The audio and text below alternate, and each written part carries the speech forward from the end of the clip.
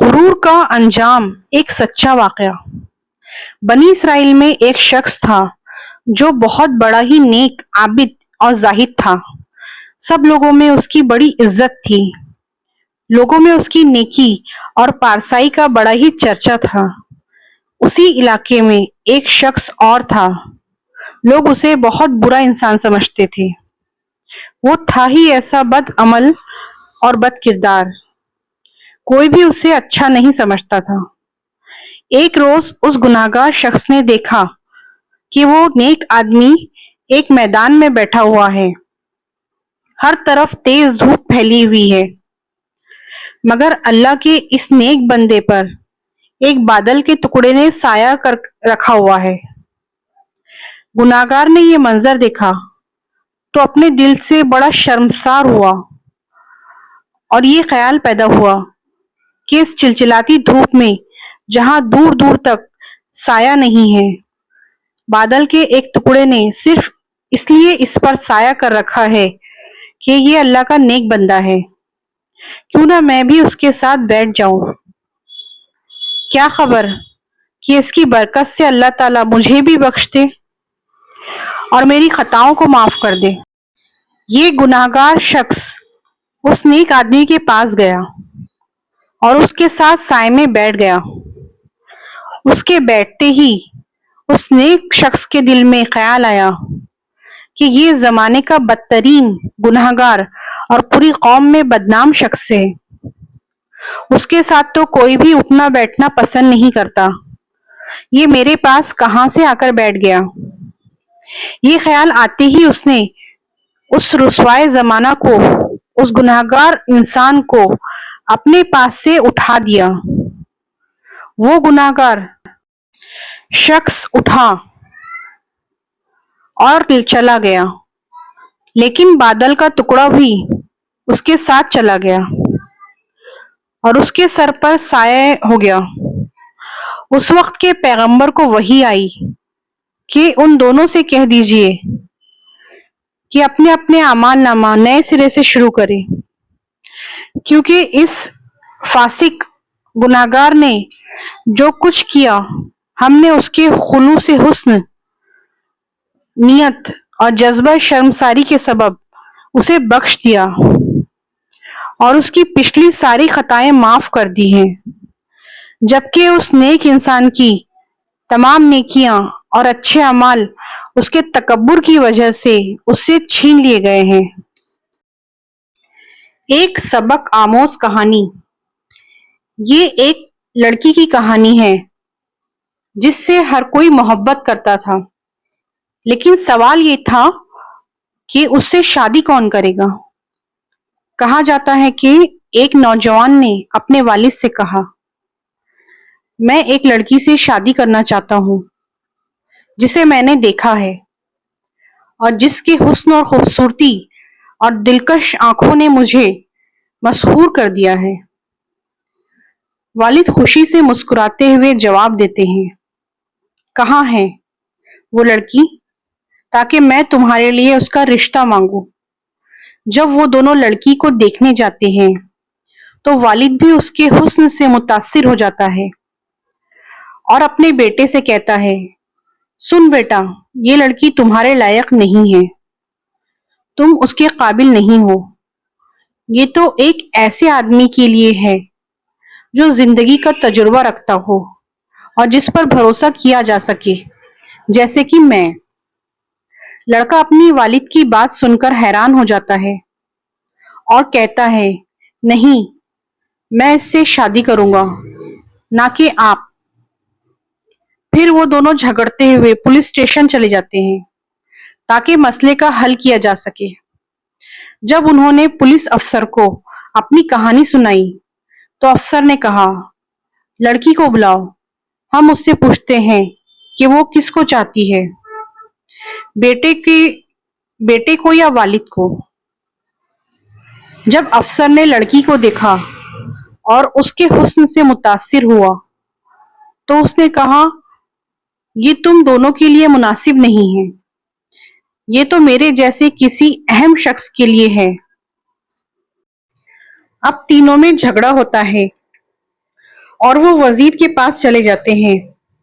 وزیر لڑکی کو دیکھتے ہی کہتا ہے، یہ لڑکی تو صرف وزیروں کے لائق ہے، جیسے میں ہوں۔ اسی طرح ان میں جھگڑا ہوتا رہا اور معاملہ امیر شہر تک پہنچ گیا۔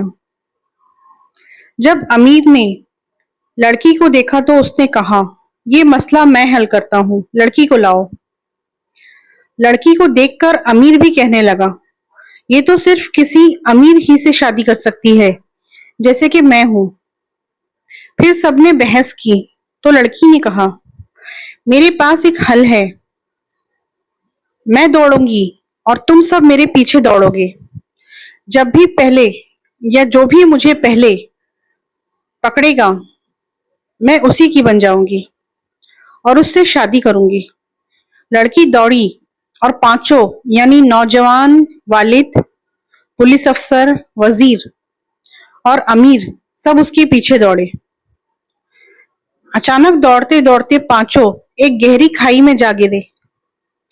لڑکی اوپر سے انہیں دیکھ کر کہتی رہی، کیا تمہیں نہیں معلوم ہوا میں کون ہوں؟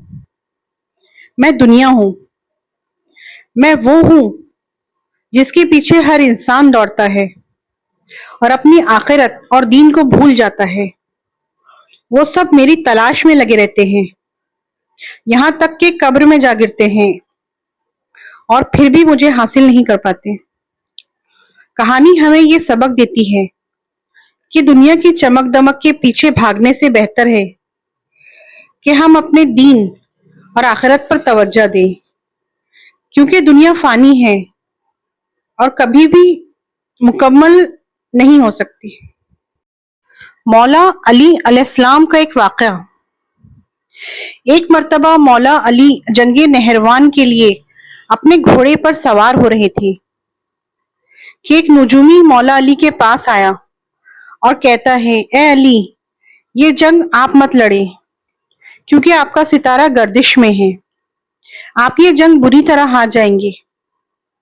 مولا علی اس کی بات سن کر گھوڑے سے نیچے آ جاتے ہیں اور اس نجومی کو کہتے ہیں، اچھا تم ستاروں کے حال جانتے ہو؟ اس نے کہا، ہاں میں یہی جانتا ہوں، میں ستاروں کو دیکھ کر انسان کا حال بتا سکتا ہوں اور آپ کا ستارہ گردش میں ہے، اسی لیے آپ کو بتایا کہ آپ یہ جنگ ہار جاؤ گے۔ مولا علی نے کہا اس نجومی سے، وہ سامنے ایک گھوڑی ہے جو پیٹ سے ہے، بتاؤ اس کے پیٹ میں نر ہے یا مادہ ہے؟ اب وہ نجومی خاموش۔ مولا علی کو کہا، تم تو کہہ رہے تھے کہ میں ستاروں کا حال جانتا ہوں، یہ تو تمہاری نظروں کے سامنے ہے، تم تو اس کا حال بھی نہیں جانتے۔ مولا علی نے کہا، اچھا بتاؤ کون سا ستارہ جب ٹوٹتا ہے تو اونٹ پر ایک حرکات ظاہر ہوتی ہے؟ اب پھر وہ نجومی خاموش۔ مولا علی نے کہا، اچھا اس میرے گھوڑے کے پاؤں کے نیچے زمین پر ایک چیز ہے، بتاؤ وہ کیا ہے؟ نجومی خاموش۔ مولا علی نے کہا، تم آسمان کے تو کیا، زمین پر تمہاری نظروں کے سامنے جو ہے وہ بھی نہیں جانتے تم۔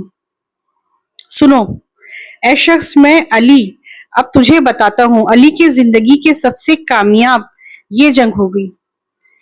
میرے 10 کوگ بھی اس جنگ میں نہیں شہید ہوئے اور میرے مخالف کے 10 لوگ بھی نہیں بچیں گے۔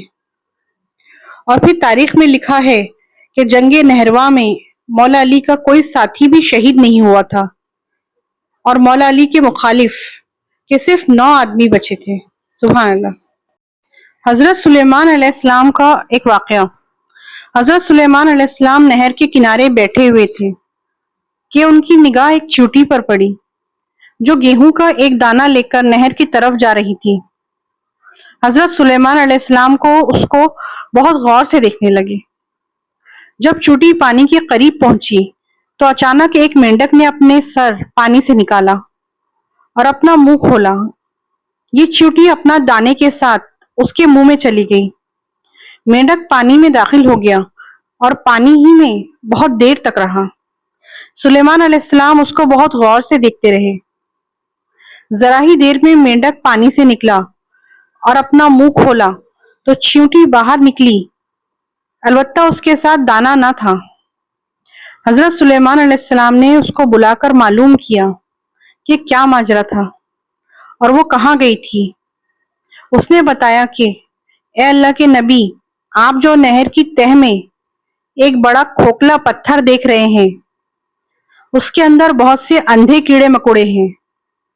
اللہ تعالیٰ نے ان کے وہاں پر پیدا کیا ہے، وہ وہاں سے روزی تلاش کرنے کے لیے نہیں نکل سکتے۔